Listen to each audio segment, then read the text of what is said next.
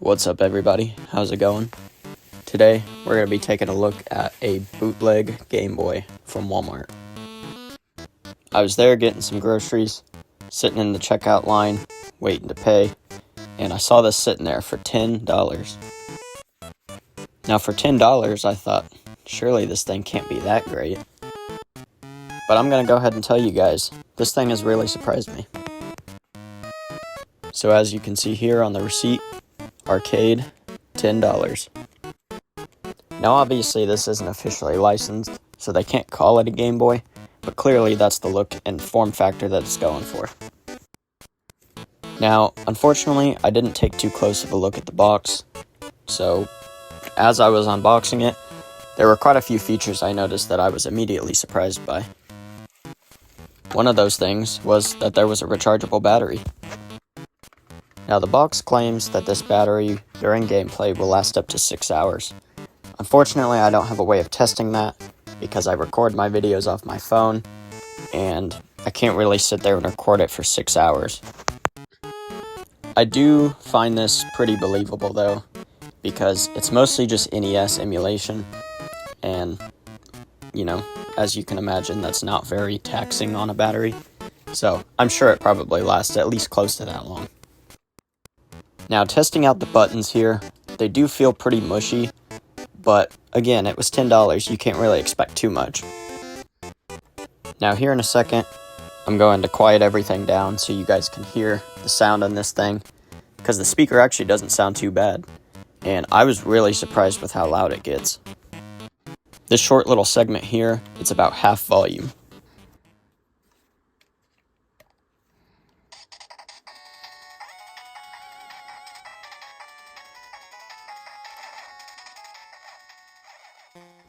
Now, I've never bought a device like this, so I really didn't know what to expect from the home UI, but really, it's not horrible, and you can press the A and B buttons to skip back and forth. I think it goes up by increments of 50. There's only 200 games on here, and there's a few duplicates, but not really a big issue. So this is Ninja Turtles from the NES, which is arguably the best game that they put on here. And it's the Japanese ROM. And I'm going to steal a joke from Spawnwave. You can tell it's Ninja Turtles from the NES because I'm already dead. Now, I grew up with an NES because my dad always had one. And we had this game, and this genuinely might be one of the hardest games I've ever played. Now, I'm going to throw in a little bit of a fun fact here because I think a lot of people might not know this. This game was published by Ultra, which a lot of people may know for publishing Metal Gear for the NES. And a lot of you may be thinking, but wait a second, Konami publishes all of the newer Metal Gear games.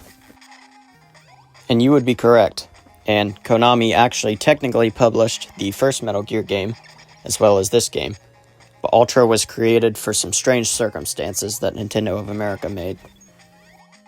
Ultra was created by Konami of America in 1988 as a shell subsidiary. And the whole reason for this was, for some reason, Nintendo of America had this strange rule where publishers could only publish 5 games per year on the NES. Now, I've never really understood, after doing research about it and learning about this, why Nintendo of America had this rule. I don't know if their idea was to make sure that there was higher quality games coming to the NES, or what their thought was behind it, but it doesn't really make any sense to me. To end this short little fun fact, though, Ultra was eventually dropped in 1992 because there was really no need for it anymore, because once the Super Nintendo came out, Nintendo of America decided to relax all those rules, and it wasn't an issue anymore. Next, we're going to be checking out Fantasy Zone. Now, this was originally an arcade game, but I'm reading it was also released for the NES at some point, so I'm just assuming that this is the NES ROM. I really like the song on this, so I decided to go ahead and show you guys the full volume capabilities while I'm playing this.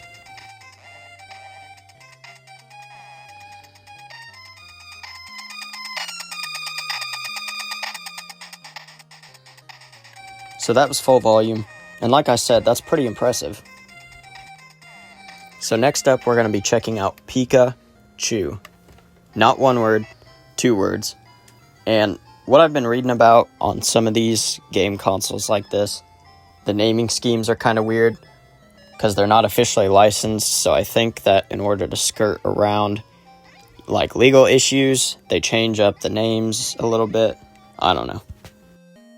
So as you can see from the gameplay, this is some kind of weird Tetris clone.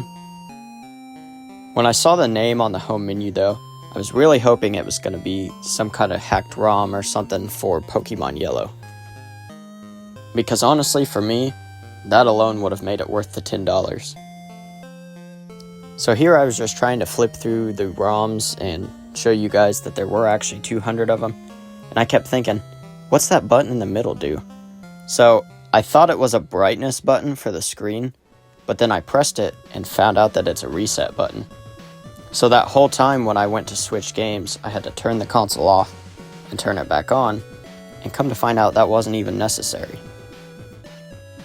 So now I'm going to be trying out Space Invaders, and I'm having trouble telling for sure which version of the game this is. I think it might be the original ROM from the arcade, which I believe came out in 1978. We're also going to be looking at Final Mission. I've heard of this game before, but I've never played it, so I figured I'd check it out. And I was able to verify that this is the NES ROM, but it also might not be the NES ROM. I'm reading it is possibly the Famicom ROM.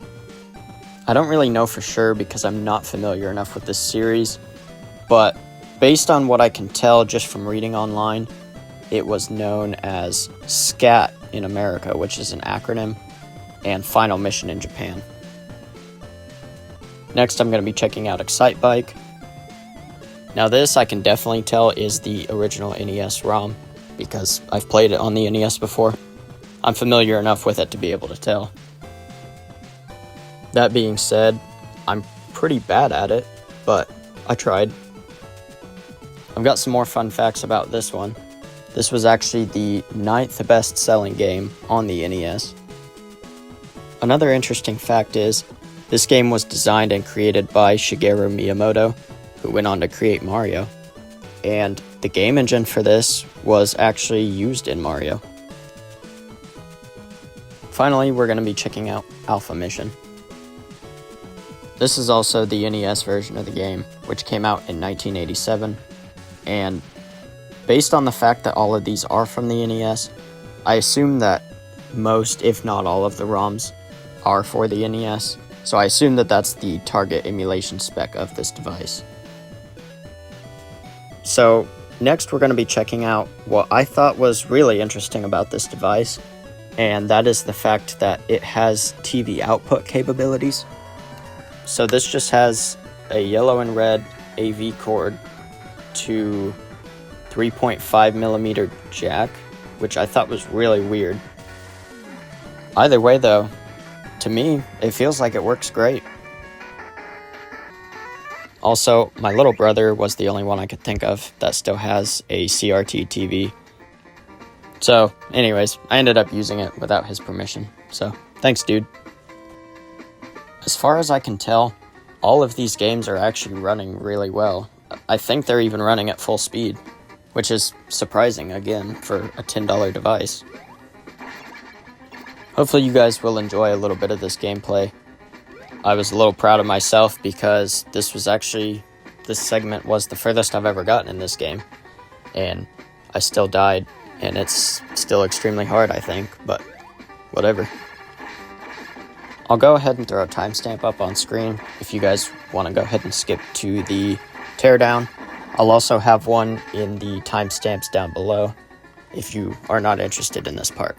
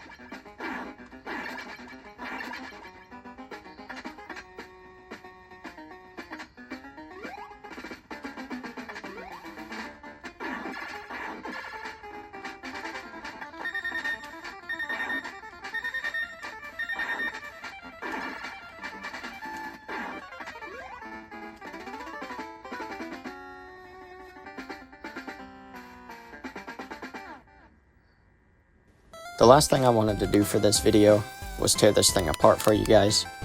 I was curious myself even what the inside of this looked like.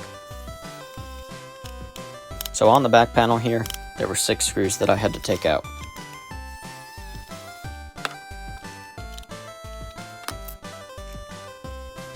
Right off the bat here, this is a pretty strange looking motherboard. I've never seen one quite like this before.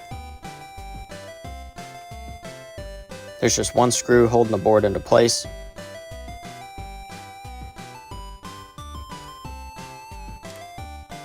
This screw was a pretty big pain to try and get out. It's almost like it didn't want to come out.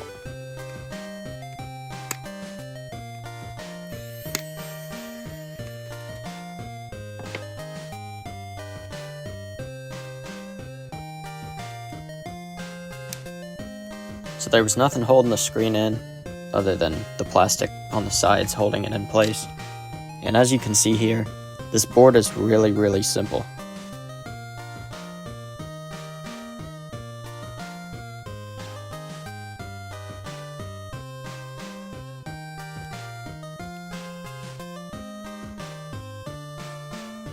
I'm sure some of you are going to be cringing about the fact that I put my thumb on this bare screen, but I didn't really care because, I mean, what are the chances I'm going to use this ever again? Now that we've had a look, I'm going to go ahead and put everything back together though. Overall, for $10, if you like playing NES games, that be it pretty random ones, I'd recommend it. I mean, I thought it was really good for $10. So I know that this was kind of a random, out-of-place video for me, but like I said, I just found it, and I thought, hey, why not? Thought it would be pretty fun to make a video out of it, and I'd like to see what you guys think about it. Do you think it's worth it? Do you think it's crap? Let me know. If you guys want to see more weird stuff like this, let me know. I'm sure I'd be able to find other cheap, crappy emulation devices somewhere if you want to see more of that. I don't think it'll be something I could do super often, just because I don't really have a whole lot of budget to put into these. But anyways, thank you guys for watching, and let me know what other kind of stuff you want to see. I have a 2-part Wii series coming soon. I think it's going to be really fun, and I hope you guys are going to enjoy it. I'll let you know it should be the next video. All I'm waiting on right now is for a couple more parts to come for this Wii, and it's gonna be a good time, so make sure you stick around and check it out. And I'll see you guys on the next one.